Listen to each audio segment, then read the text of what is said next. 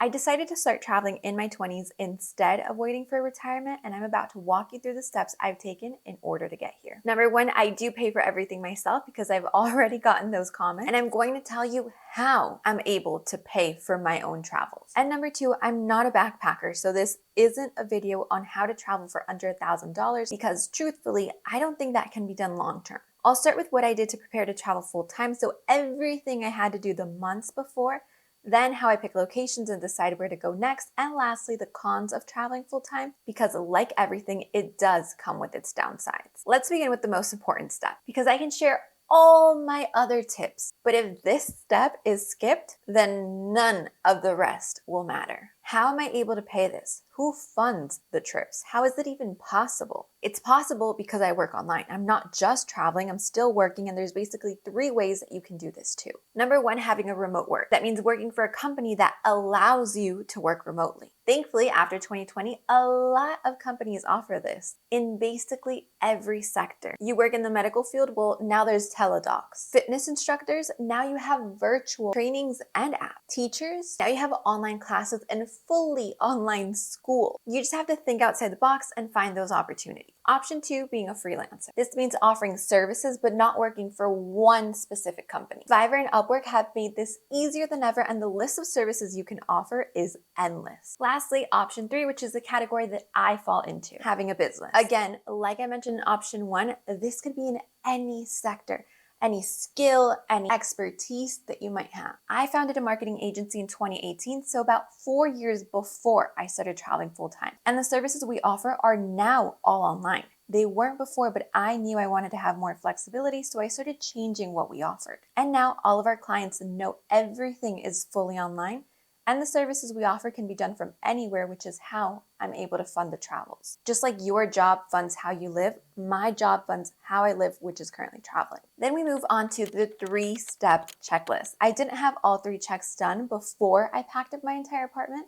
I had 2 out of the 3, but I do recommend at least being aware of all 3. Number 1, know what you owe. Do you have a mortgage? Do you have a financed car or a lease? What about credit card debt or any other type of debt? Being super crystal clear on your numbers is crucial during the planning phase because it gives you a clear view on what you need to do or resolve before taking the leap. I didn't have a mortgage, but I did have a car, an apartment lease, and thankfully I had no other debt. For me, what pushed me to say, okay, this is the moment, let's pack everything and take the leap, was that our lease in Florida was coming to an end. And just like it happened to more than like 90% of the people who were renting in Florida, our lease renewal letter came saying that our rent was going up 25%.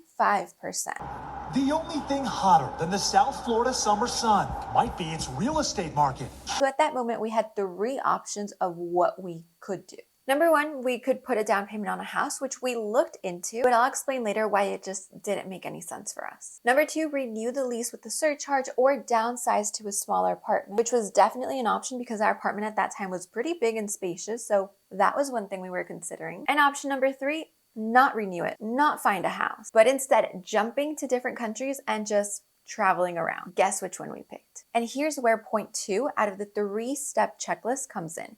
If you think about it, option 1 and 2 will always be there. We can always buy a house. We can always, at any point in time, if we get tired, come back and start a lease.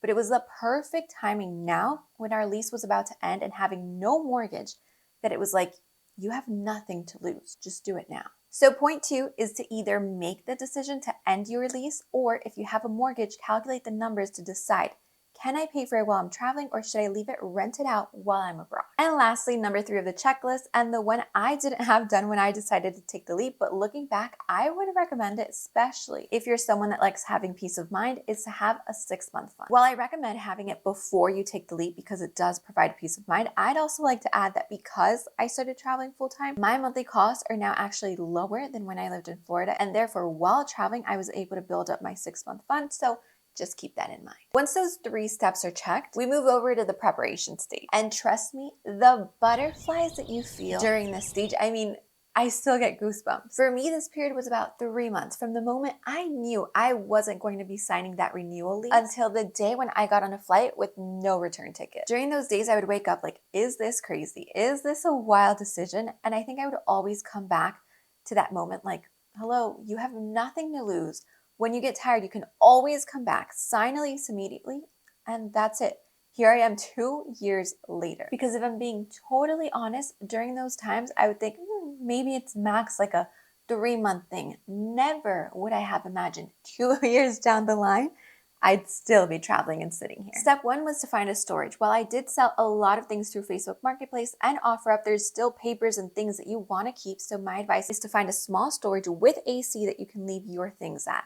We pay about $125 a month for our storage and have not been back in the 2 years since we packed it. Step two was to open a free account at Charles Schwab, and here's why.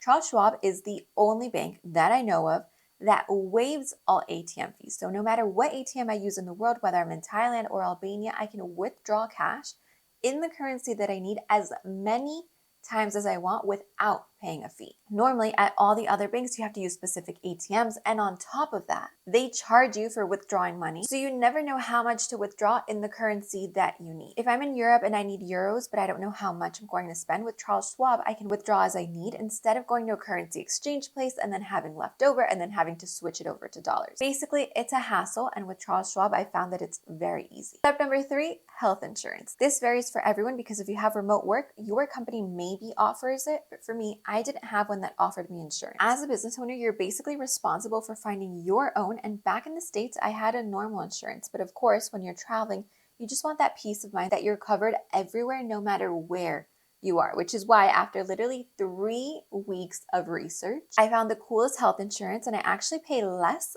than what I paid for my USA insurance. Now I have Cigna Global, which covers me anywhere in the world, and I picked the plan to include the USA for coverage whenever I'm coming back home and visiting my family, which I'll get into later. Step number four, finding a VPN. This allows you to change your IP address so you can log into accounts using a USA, or in my case, Florida location, so your banks and any other important sites don't flag you. Also, this is super recommended when you're working from public Wi-Fi's like coffee shops or public places. Step number five, finding a credit card with no international fees and of course, some travel perks. This is the last step in the preparation stage that I recommend doing before you start traveling. I hands down recommend Capital One Venture X. I applied like a month before leaving and I've loved it ever since. Each year you get $300 in travel credits plus 10,000 miles to use on more flights, and on top of that, you get global entry, TSA pre-check, tons of other benefits, and of course, no fees, so you can use it to pay everything while you travel. I'll leave the links to everything down below. They usually have sign-up bonuses, so the best offer that I find, I'll leave that in the description. And with those 5, pack your bags because you're all set to go. Our first big stop after having left everything in storage was Thailand, where I quickly learned a couple of things that till this day are how we pick locations and basically stay sane while traveling full-time. Those first weeks in Thailand, I had booked a hotel, and while it did have a small kitchen, I realized that from there on, we needed more space if we wanted these places to feel like a home. So here's what the process of picking each city looks like now. First, we start on Nomad List and filter what we're looking for. Usually we tend to go for cities that have a beach, warm climate, and good walkability. I recommend picking based on what you like. And if you're not sure yet, I promise that traveling full-time will reveal what you're most into, whether it's a big city or a small town, cold mountain places, or warm climates by the beach. Once we have a couple of top places down, we get on Airbnb and always filter the dates by at least a month. By staying a month, you drastically decrease the cost. You can open up Airbnb right now and check it out for yourself. It basically becomes closer to rent prices versus hotel prices. In Europe, Asia, and South America, we've been able to find places that are less than what we paid for rent in Florida. On top of that, with Airbnb, you have your own space, a kitchen, normally good sitting areas to make yourself feel at home. And that's the secret to making traveling full-time feel so good. You're not bouncing from one city to another every other day. You're not living out of a suitcase. You're not on trains and buses. You're literally creating your routine that you have now wherever you live, but in different cities while you explore new cultures. A good hack I always use to find good cities is looking at where other digital nomads and expats are traveling to. For example, Selena and Outsite are co-living brands that are also a great idea if you don't want to do Airbnbs and prefer being in shared spaces where you can meet other people. And if you go on their sites and look at their locations, it's basically a confirmation that other travelers also like going there, which obviously has to be because it's a good place to travel and work from. And that process I do every 3 months. I book 3 cities and then so on. So far, I've done Seattle, Japan, Thailand, Portugal, Spain, Mexico, Croatia, Italy, Colombia, Brazil, and this month I'm in Albania. Like everything, while traveling full-time has been great, still 2 years later, it still feels like a dream. It does come with its downsides, which are I think very important to know before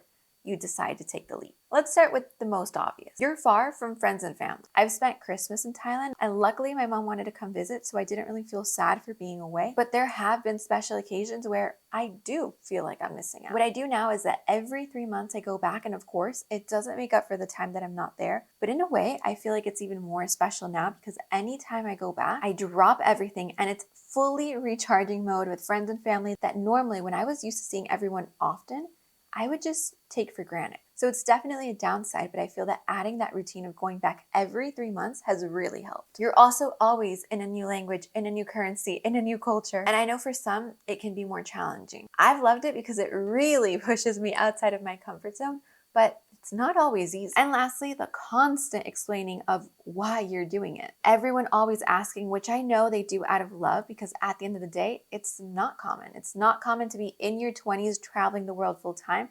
But that's what I always come back to every time I start questioning, like, is this too wild? Is what we're doing too crazy? But for now, I'm not planning on stopping anytime soon. Comment a plain emoji if traveling full time sounds like something you would do, or comment the home emoji if you'd rather grab a bowl of popcorn and watch from the comfort of your home. Oh, and I almost forgot to share that I've been creating travel guides for the cities that I really recommend visiting for a long stay. I just published Medellin, Tulum, and Búzios in Brazil, but by the time you check it, there might be even more. So I'll leave the link to all those below. And if you want to know my ultimate tips and tricks for packing and being able to fit everything in one bag, make sure to check this video out over here.